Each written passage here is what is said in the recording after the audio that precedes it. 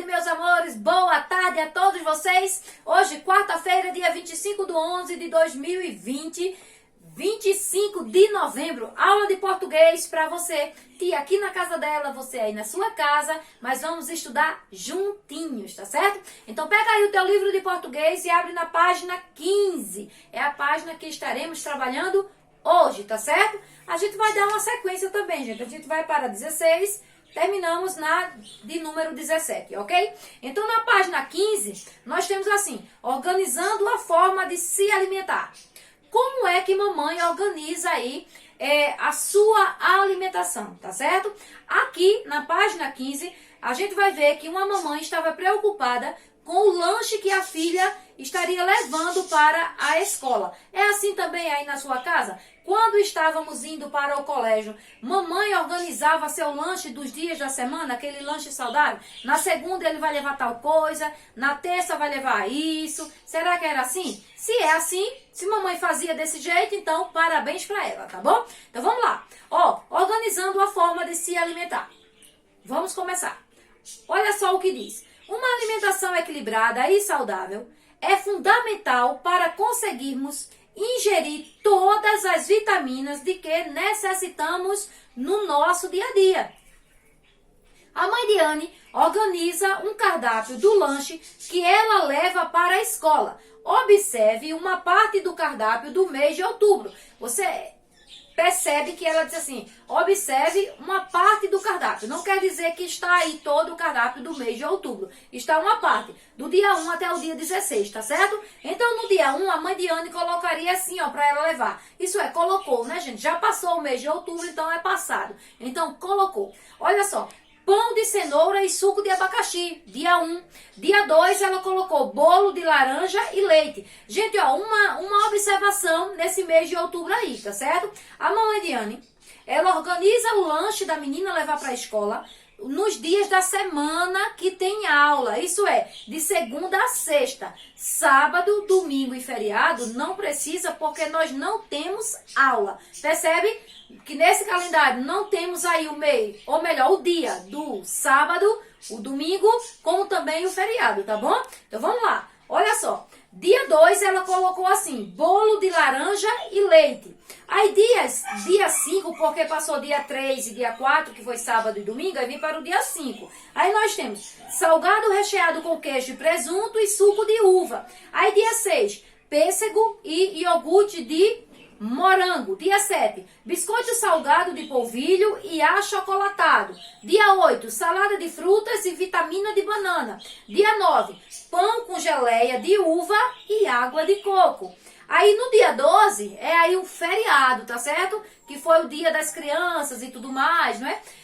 Dia 13, que é numa terça-feira, se você observar direitinho, ó, o feriado foi na segunda-feira, aí na terça-feira, dia 13, começa a aula novamente. Então a mamãe colocou para levar bolo de limão e chá de hortelã. Na quarta-feira, dia 14, rosquinha de coco e suco de morango. Dia 15, pastel assado de frango e suco de maracujá. E dia 16, pão com geleia de framboesa e chá de camomila. Olha só, são comidas boas, saudáveis, que a mamãe estava preocupada com a alimentação da filhinha, tá bom? Da menina chamada Anne. Abaixo, gente, nós temos assim, o que é cardápio? Vê só, existem diferentes tipos de cardápio. Eles podem apenas apresentar os alimentos que serão servidos em determinada ocasião ou trazer também informações sobre a composição do alimento, tá certo? E o preço do produto, o preço daquele alimento.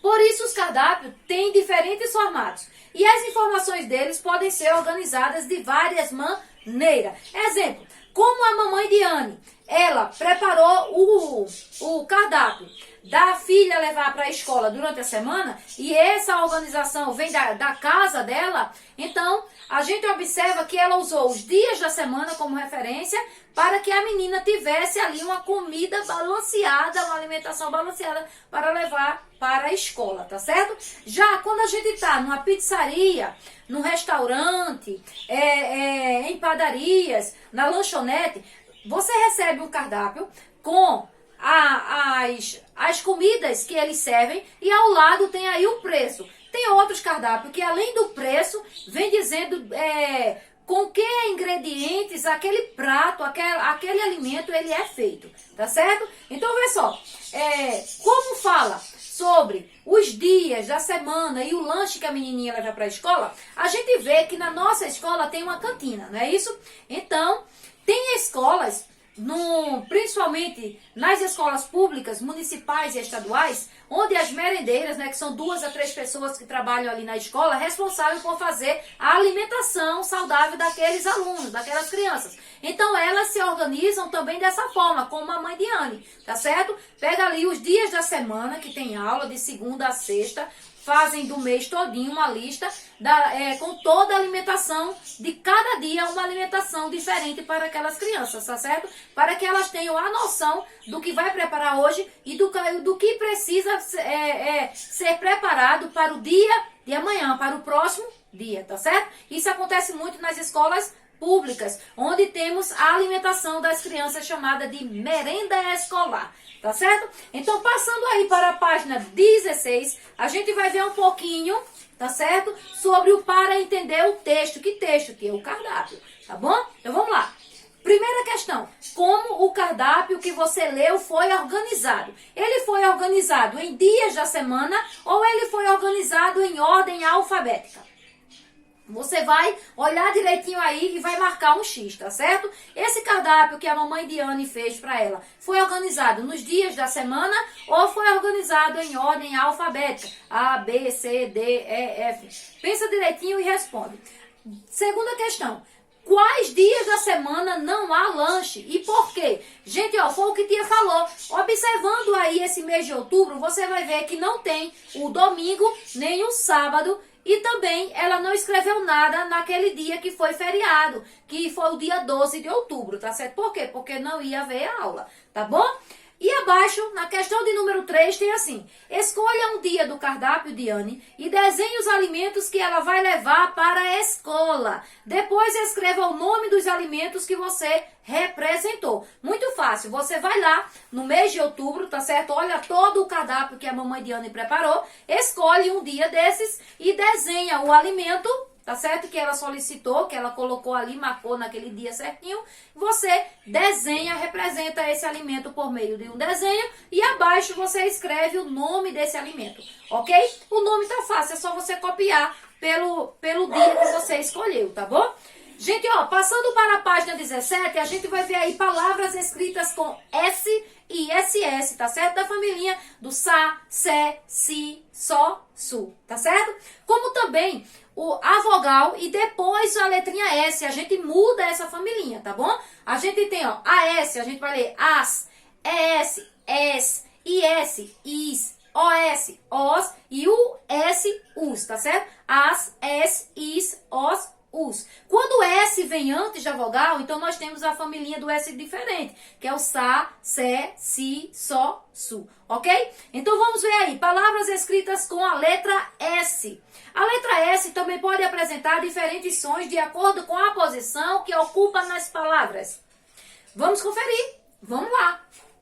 Leia em voz alta as palavras a seguir e preste atenção no som da letra S. Então nós temos 2 palavrinhas aí, nós temos suco e pastel. A palavra suco está dividida aí em 2 sílabas e a palavra pastel também dividida em 2 sílabas. Agora vamos observar a letrinha S, a pronúncia desse S nessas 2 palavras. Vejam só, a palavra suco, você observa que a letra S está no início da palavra, no início também da sílaba, tá certo? Então, suco. Já na palavra pastel, a letrinha S está no finalzinho da primeira sílaba, tá certo? Se a gente tirar esse S, vai ficar a palavrinha patel. Então está errado. Quando a gente coloca o S, a gente dá esse sonzinho do AS. Então, ó, pastel, tá bom?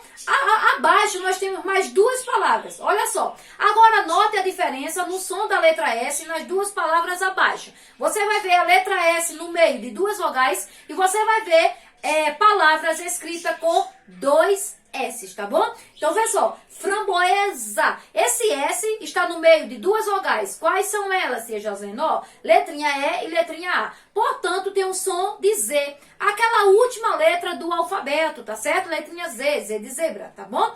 E depois nós temos a palavrinha pêssego, com dois S, tá bom?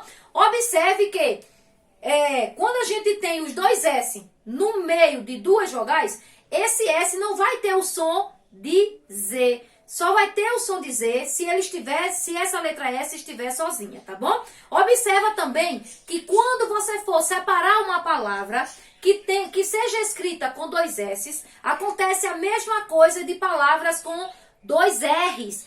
Um S fica em uma sílaba e outro S fica na outra sílaba, tá certo? Aí abaixo nós temos assim: pinte as letras que vêm antes e depois da letra S em framboesa e as que vêm antes e depois das letras SS em pêssego. Então, antes e depois da palavra framboesa, ou melhor, a letrinha S, o antes e depois, na palavra framboesa, nós temos a letrinha E e a letrinha A, que são duas vogais. Aí você vai pintar, tá certo? E na outra palavra, que é a palavra pêssego, você vai pintar também as duas letrinhas que vêm antes e depois do SS, ok? Abaixo temos assim: o que você percebeu? Como você leria a palavra pêssego se ela tivesse só um S? Ela teria o som de Z, tá certo, gente? Então ficaria completamente diferente. Abaixo nós temos o mão na massa. Esse mão na massa é bem legal, por quê? Porque você vai olhar direitinho essas palavras que estão aí nessa tirinha e vai distribuí-las aí direitinho no quadrinho, tá certo? De acordo com a posição da letra S. Vê só, leia estas palavras do cardápio de Anne, que são escritas com a letra S. Depois registre-as no lugar adequado. Então vamos lá. Nós temos rosquinha, presunto, salada e assado. Primeiro quadradinho abaixo. S em início de palavra com som de S.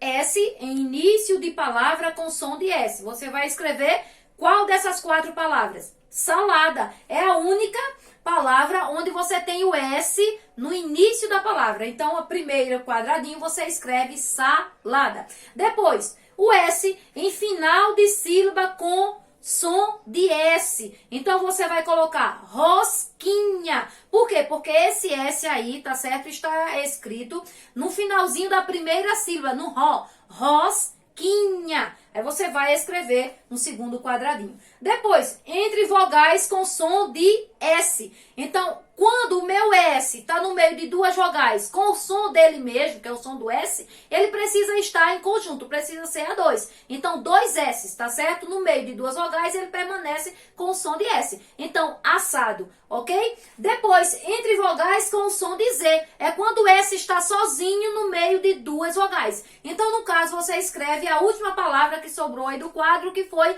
presunto, onde se escreve com S, mas por estar no meio de duas vogais, ele tem o sonzinho de Z, ok? Então vamos agora para as nossas atividades da ficha. Tia só deixou a aula, gente, até a página 17. Mas tá tão legal que tia poderia prosseguir, não é verdade? Brincadeira, gente. Paramos por aqui, tá bom? Mas só que tia vai deixar para você fazer após essa aula a ficha de número 2 e de número 3, ok? Para vocês fazerem após essa aula. Ficha de número 2 e número 3 de português. E até a próxima aula, se Papai do Céu assim nos permitir.